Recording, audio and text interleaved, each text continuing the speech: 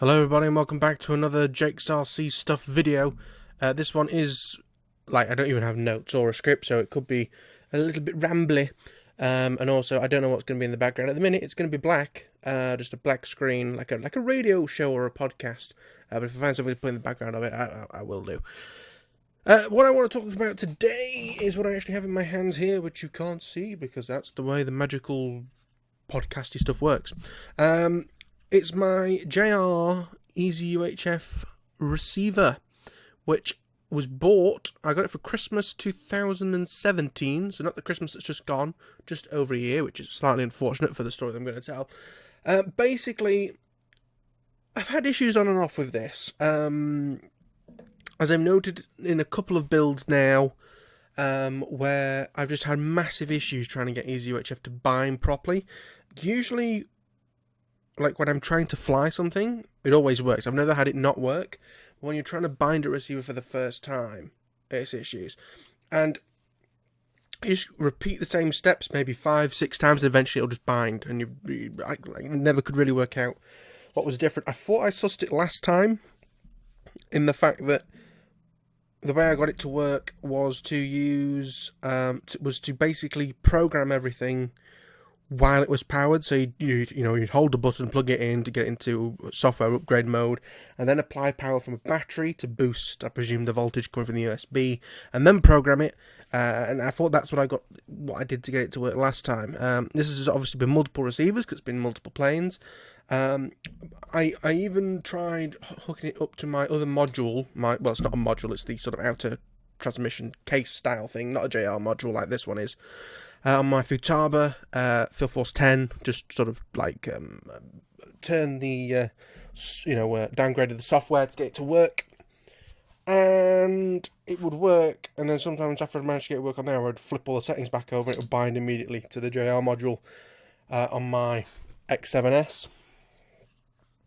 But I think I finally got to the bottom of the problem, and that's why I'm doing this video, to try and hopefully share something that's useful. So in the Immersion RC upgrade /config tools, if you choose a receiver and you plug it in, and you have it plugged in and bound with a radio, if you go to bind /RSSI, which is where I always do my binding, you can press a button that says read current RSSI values. Now, for those who don't know RSSI values, basically it's an indication of your signal strength. And the issue, I suppose I should say what the actual issue is that I'm having. Basically, it would say that it was binded, and it would be flickering like it's binded properly. But like if you moved a servo, it might move like 3 seconds. It just didn't really do anything. But everything was getting power. Everything was sane. Everything should be working, but it wasn't for whatever reason. So something I've always sort of noticed with RSSI values is so the way that the RSSI value thing works on the Immersion RC is it's measured in decibels, or decibels per meter, I presume, looking at this. And to read directly from the software, it says values of close to 0 dB typical when the TX is within 1 meter of the RX. So when the transmitter is within 1 meter of the receiver, so when you're on a bench, essentially, it should have a value of 0, and it has a value for each antenna if you're on a dual antenna receiver. If you're on the light or the 4 or the nano that only has one antenna, it uses it'll just show the 1. You just press the button that says read current RSSI values, and it puts up, and what it says is values of -90 dB are the extremes of usable range. That basically means you are about to run out of signal. Now, to be honest with you, whenever I've used that, I've never seen it below 30, which isn't good. I'm not sure if that's just with this module, if I've also seen the same problem with the module that's attached to my 10 as well, but I don't think I've ever seen it go below 25. And you want it to be 0 if it's on the bench, 0 or 1, ideally, somewhere around there. Again, as it says, as close to 0 as possible. So what I decided, just sort of on the random off chance, is to try the RSSI value with everything binded up. This is on an 8-channel regular, so it's got the 2 receivers. It's got one stock antenna and one of the IB Crazy loaded dipoles. It's the one that's going in the S1100. that I just couldn't get to bind, and I was this close to just saying sod it and buying the R9 stuff, which may still happen at some point. But anyway, and when I you know, it says it's binding, it's flickering, it just wouldn't move a servo. I'd try multiple servos, multiple different batteries. Like, the only thing that I hadn't changed at this point was the module itself, sort of. But I've also sort of technically tried the radio as well. You know, I've tried the 10 and the different transmitter that they have. So when I tried it, they're sat next to each other. To be fair, it's on the short aerial that normally comes with it, but I've also tried it on the long aerial I use when I'm actually flying. I just use a short one indoors, so it's less chance of whapping it and knocking it over on the floor or something like that. We have tiled floors. Easier to clean when you drop pins and things on the floor, but not very soft when you drop sensitive components. So I click read current RSSI values, and the lowest I saw it go, now remember with this, 0 is best, and 90 would be considered the extremes of usable range. 85 was the best I saw when they're sat next to each other. 85 going all the way up to 102, which is beyond what they class as the extremes of usable range. So yeah, I presume that the module is faulty. So I couldn't find anywhere in the UK that was selling them. I had basically a choice in the end of Hobby King China or Get FPV in the US, and I actually bought it Sunday night and it arrived on Wednesday. So good shout to Get FPV. Their shipping was like $30 to get it in that quick, but I wanted it quick for this day off that I'm on now, so that I could test things properly without sort of rushing and doing it one night. So yeah, I basically plugged the EZUHF receiver into my computer. I upgraded the software, I set the frequency, I set the max number of channels, which I currently have set at 8 on this, but may change. Basically said, right, okay, let's see what happens. So I binded it, and immediately the servo started working. Immediately.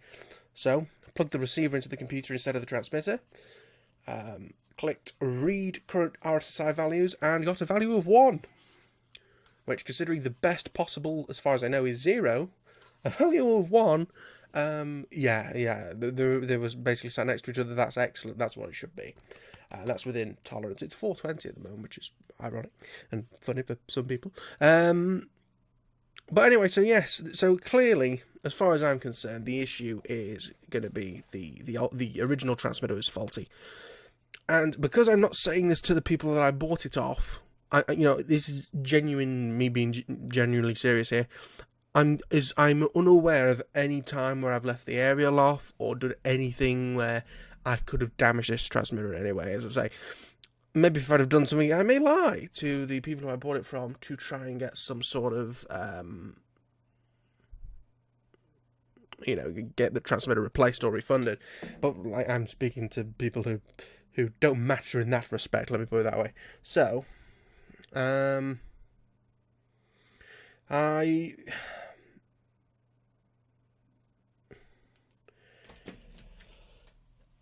So yeah, I don't know what went wrong with that transmitter.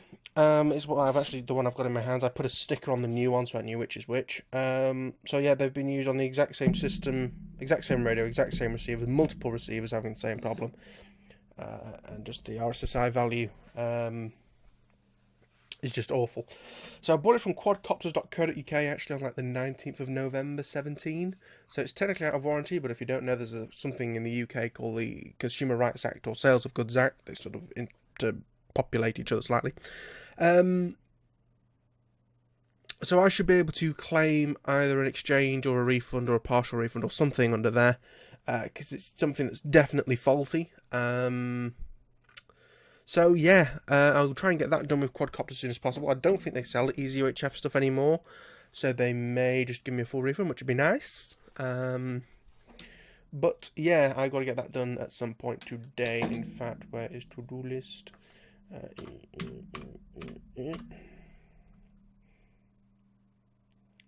Okay, but yes, so that's just a little bit of a story of how I think I've solved the EZUHF problem. To be brutally honest, at this point, I'm probably at some point going to start swapping over to the R9 system. I would swap over to the TBS system because you do get 2 watts instead of 1 watt.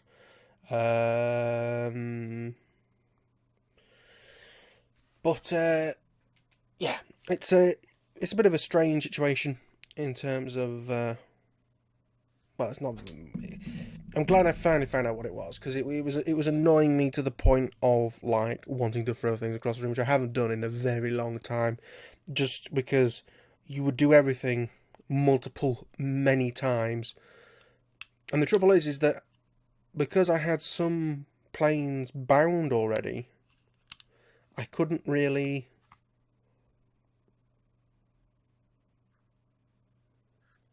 like change too much on the transmitter. I didn't want to change the program mode and things like that, because otherwise you have to rebind everything again. I mean, now I know it's a new module, I'm gonna have to go through all the planes on my radio, delete the ones that are beyond repair. I recently put the Sidewinder in the bin.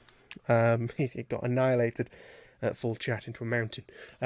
So yeah, I'm gonna have to go through, delete all the planes that are no longer in action, or at least inoperable for the time being, and rebind all the ones that actually need rebinding. But yeah, I'll get in contact with our good friends over at Quadcopters. I literally know no one there. All I know is that he swaps supercars every 6 months, so that's how much money he made when the drone business, as in not even racing drones, like DJI first started coming out. Yeah, he made a lot of money.